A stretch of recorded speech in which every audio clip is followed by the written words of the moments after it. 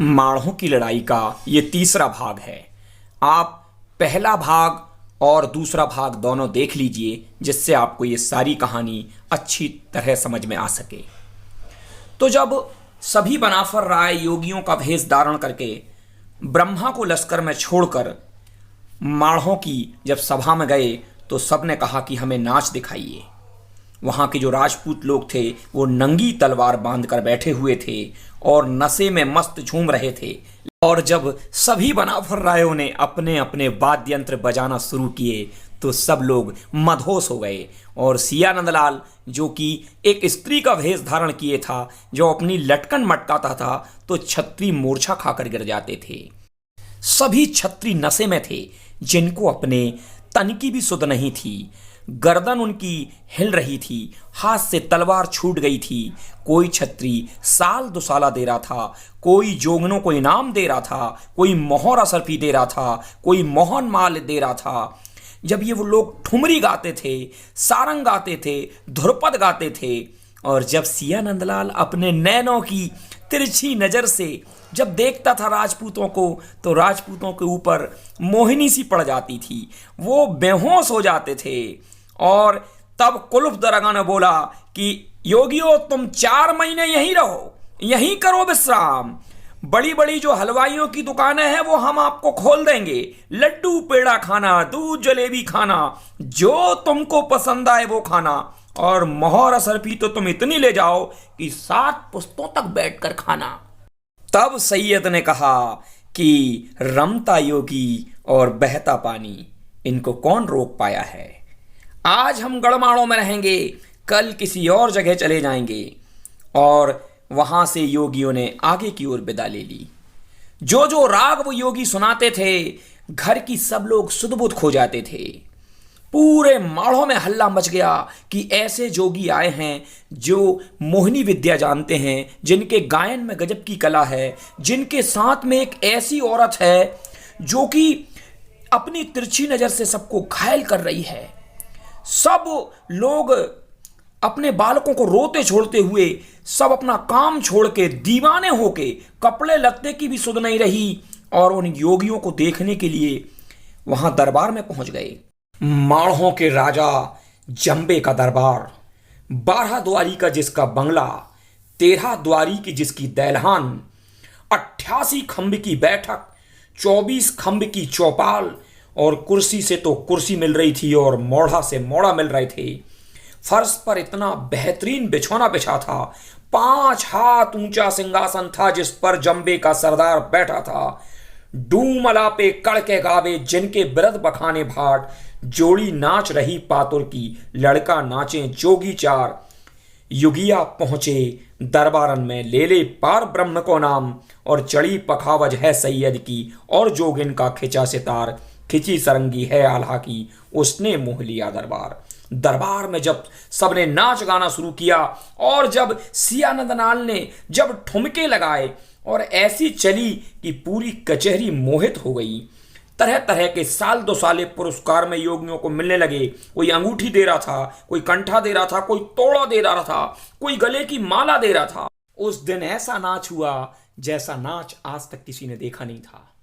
जो चीज भी छत्री उन योगियों को देते थे, वो योगी उन चीजों को वापस लौटा देते थे।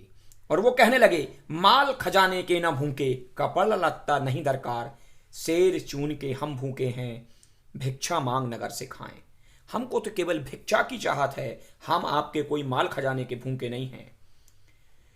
तब जंबे राजा ने कहा कि मैं योगियों से कह रहा हूं कि 4 महीने यहीं रुको, यहीं पर विश्राम करो, जितना तुम्हारा खर्चा है वो सब हम आपको दे देंगे। अरे कौन देश ते तुम आए हो, आगे कौन देश को जाओ, और जो तुम भूखे हो दौलत के, माल खजाने देओ बताए। और जो तुम भूखे हो जागीरन के, हमसे ले बहुत से गांव, जो तुम भूखे हो बागन के, तुमरे बाग देहूं लगवाए। जो तुम मांगोगे राजा से, देते नहीं लगेगी बार।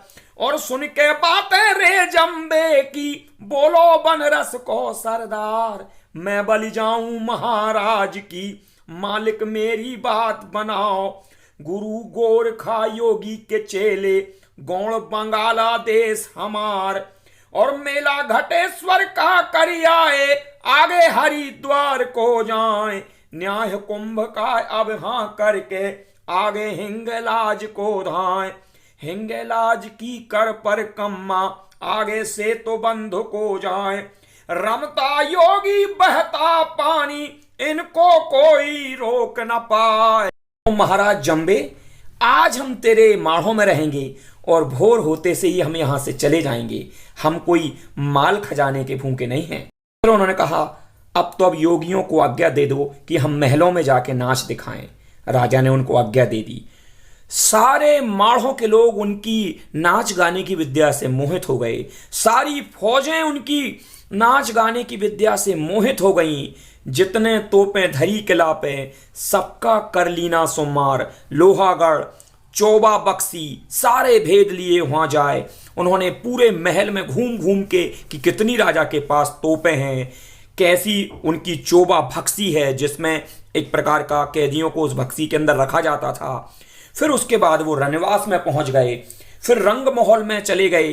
कोलू पत्थर वहां का देखा जिसमें उनके पिता दशराज को पिरवा दिया गया था।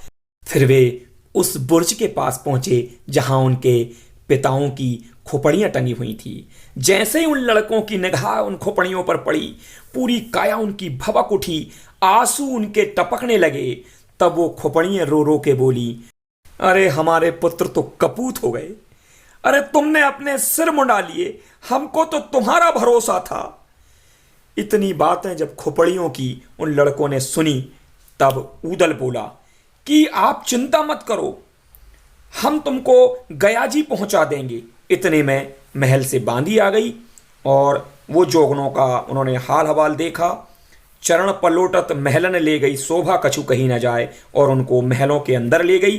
अंदर ले जाकर जब वहां पर जैसे ही अंदर पहुंचे और जब आल्हा ने अपनी सारंगी बजाई और जागन ने अपना सितार बजाया और खंजरी बजने लगी ताहर की, और सिया नंदलाल ने अपना नाच दिखाया और जब अपनी लटकन घुमाई, तो फिर उसकी कुछ तारीफ मुझसे कहते नहीं बन रही है। योगियों की इतनी सुंदर सूरत देख कर रानियां मोहित हो गईं। कहने लगी, धन्य धन्य इनके माता पिता हैं जिनके कोख से जिन्होंने अवतार लिया है। जब सूरत गई ठठरी पर, उदया रोया जार बेजार। हिड़की बंध गई अब लड़का की, भूला जमी मजीरन ताल। लाल लाल अखियां जब हो गईं, खंजरी भूल गए मलखान। उठे भबू का जब छाती में, ज्वाला भरी भरी परे अंगार। कोहनी मारी तब सैयद ने और सैनन में करे जवाब। हुक्म दीजिए अब चाचा जी, कर से खींच लेहूं तलवार। ठठरी उतारूं अब ऊपर ते, गल का लेऊं 9 लखा हार। हार 9 लखा मेरी माता का, क्या पहरे जंबे की नार। विघ्न मचा दूं या माड़ों में, सब फौजन को करूं हलाल। बदला ले हो जब दाऊ का, मिटे करेजे को तब घाव। ठठरी देखी है चाचा की, थक्का लगा कलेजे आओ। तब सैयद ने कहा, बेटा वनाफर, 4 घड़ी तुम्हारे गुस्से को रोक लो, अपन बाद में पिता का दाव ले लेंगे। अभी अगर अपन माड़ों में लड़ाई करेंगे तो ना तुम्हारी जान बचेगी ना हमारी जान बचेगी। ना कोई घोड़ा है ना कोई तलवार है, अनगिनत फौजें हमारे ऊपर टूट पड़ेंगी, अनगिनत योद्धा हमारे ऊपर टूट पड़ेंगे। इतनी फौज के हल्ला में हम 5 कैसे बच पाएंगे। इतनी सुनकर ऊदल और मलखान चुप हो गए, शांत हो गए।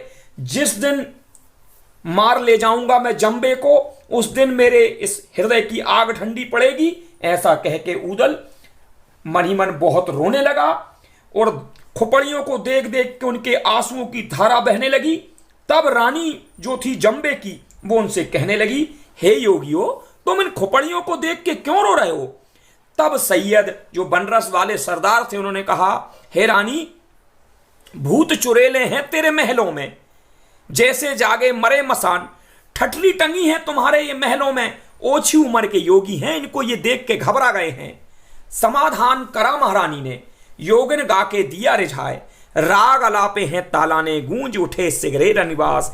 छंद राग वो रुक्मणी मंगल भैरव मारू और बिहाग, झूम झूम के सारंग गावे पार्वती का ब्याह स्वाग, ध्रुपद गावे और तिल्लाना तोरे गजल तर्ज पे तान, जब गत लागी है बाजे की अरु सारंगी बजे सितार, जहां आवाज जाए बाजे की सुन सब मोहित हो नर नार, पत्थर पिघल गए सुन सुनकर उड़ते पंछी पड़े भड़ाए, जितनी रानी रनवासन में सारी फंसी मोह के जाल, कोई कोई तुरिया यों सोचत है अभी चले जुगियों के साथ, भर भर थाली तब हिरन की मोहर असरफी देत जवार, लो भिक्षा मेरे महलों से जब जम्बे की बोली नार, ताला बोला तब रानी से ऐसी भिक्षा लेते ना है, कंकर पत्थर हमें ना चाहिए, नहीं लालच हमरे मनमा है, जो हम लालच के बस होवे हमरो योग भंग हो जाए, यों हट पकड़ी ये योगिन ने समझाए से समझत ना आए,